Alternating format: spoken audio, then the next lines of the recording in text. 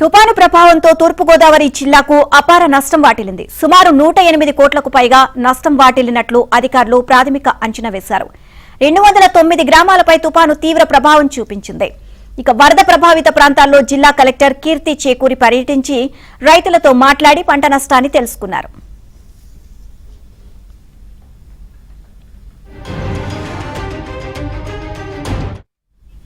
తుపాను ప్రభావంతో నష్టపోయిన రైతులందరినీ ఆదుకుంటాము అంటున్న తూర్పుగోదావరి జిల్లా కలెక్టర్ కీర్తి చేకూరితో మా ప్రతినిధి రాజుబాబు ఫేస్ టు ఫేస్.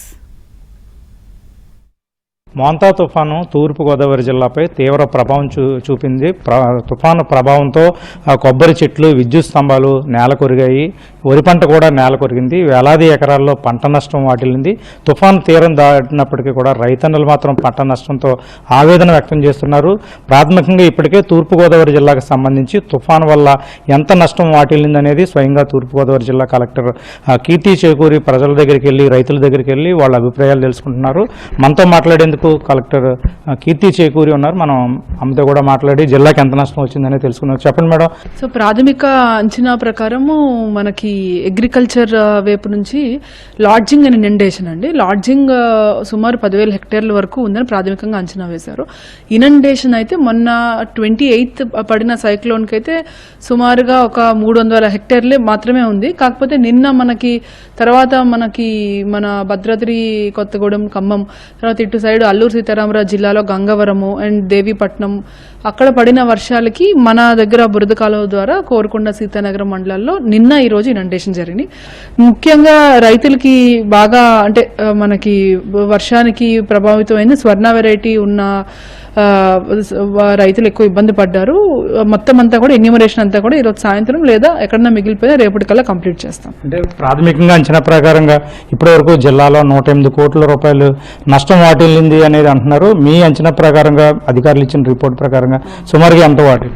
అంతేనండి, మీరు అన్నది కరెక్టే. ఇప్పుడు అంటే మనము ఇది ప్రాథమిక అంచనా. ఈ రోజు అందరూ కూడా ఫీల్డ్ లో మన village agriculture assistants, agriculture department, అందరు డిపార్ట్మెంట్స్, హార్టికల్చర్ డిపార్ట్మెంట్ అందరూ ఉన్నారు.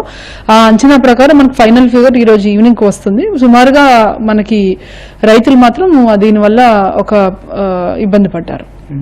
అంటే మీరు జిల్లాలో పర్యటిస్తున్నారు, తుఫాను ప్రభావిత ప్రాంతాల్లో రైతులతో మాట్లాడుతున్నారు, ప్రజలతో మాట్లాడుతున్నారు. అంటే మీరు కావచ్చు, అధికార యంత్రాంగము, ప్రభుత్వం ముందస్తు జాగ్రత్తలు తీసుకోవడం వల్ల ఇటువంటి ప్రాణ నష్టం లేకుండా చేశారనేది ప్రజల నుంచి వస్తుంది. మీరు ప్రజల దగ్గరికి వెళ్ళినప్పుడు, రైతుల దగ్గరికి వెళ్ళినప్పుడు వాళ్ళు ఏం చెప్తున్నారు?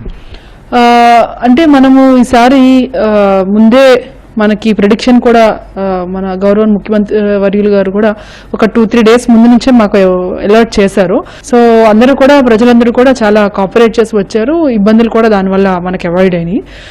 అలాగే మన అధికారులు అందరూ కూడా అలర్ట్ గా ఉన్నారు. రాత్రంతా కూడా సచివాలయంలో ఉన్నారు, రాత్రంతా మండల్ కంట్రోల్ రూమ్స్ లో ఉన్నారు. ఫీల్డ్ లో కూడా చాలా బాగా మనం అనుకున్నట్టు ఫీల్డ్ లో కూడా చక్కగా ఇంప్లిమెంట్ అయిందండి. అంటే మీరు నిన్న కడియం ఆవు భూముల్లో కూడా చూశారు.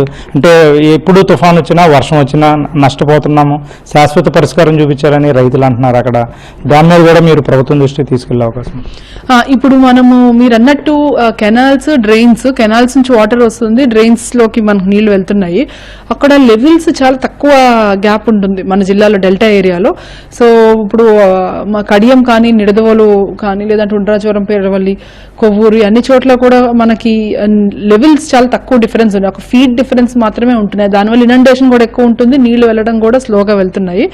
దానికి మేము మన కాంటర్ మ్యాపింగ్ ఒకటి చేయించి ఎగ్జాక్ట్ లెవెల్స్ తెలుసుకుని డ్రైనేజ్ ఎలా ప్యాటర్న్ ఎలా వెళ్తే బాగుంటుంది లెవెల్స్ ప్రకారం అనేది ఒక స్టడీ చేయిస్తాము. అంటే జిల్లాలో చాలా ప్రాంతాల్లో రహదారులు కూడా ధ్వంసమయ్యాయి, రహదారులు పాడైపోయి అవి కూడా సుమారుగా ఏమన్నా నష్టాన్ని అంచనా వేశారు?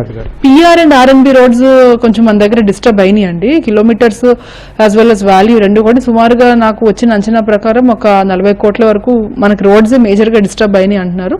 సో అది కూడా అసెస్ చేసి పంపిస్తున్నాం.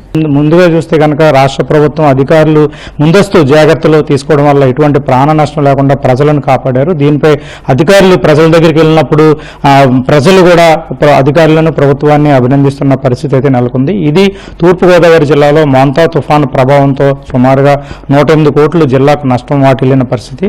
వీడియో జర్నలిస్ట్ సతీష్తో రాజుబాబు, ఏబిఎన్ ఆంధ్రజ్యోతి, రాజమండ్రి.